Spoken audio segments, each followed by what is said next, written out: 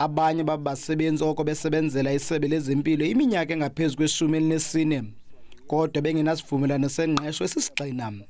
Besamkela $3,500 ngenyanga, bengafumana amaqethi-qethi afana neMedical aid okanye imali yomhlala phantsi. Singabanye sinabantwana singabantu abasupporta iifemeli zethu, kunjalo nje sixhomekeke kuyo. Thina sinqwenela okokuba xa kuvela ipost apha edepartmentini lesiyisebenzelayo sibe ngabantu bokuqala okokuba thina siqeshwe. Iimanyano zabasebenzi zifuna unompilo baqeshwe phantsi kwesigaba sesihlanu sabantu abaqala ukuphangela kweli sebe.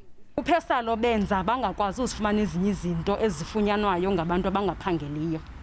Abakwazi ukuba bahambe bayofuna i-RDP houses, abakwazi uhamba bayofuna i-grant, abakwazi uaplya for u-NSFAS for abantwana babo.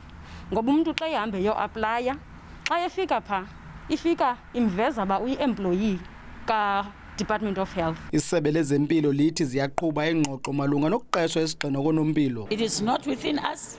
We are always awaiting what the national guideline will say, where national and the unions are debating the matter. Konompilo abasondele ku-28,000 abatyalwe jikelele ukuba vavanye baphinde bakhangela abantu ekunokuthi bosuleleke ilentsholongwane yeCorona. Kwiindaba ze-SABC ndingumcebisi ngqina, ndiseBhayi.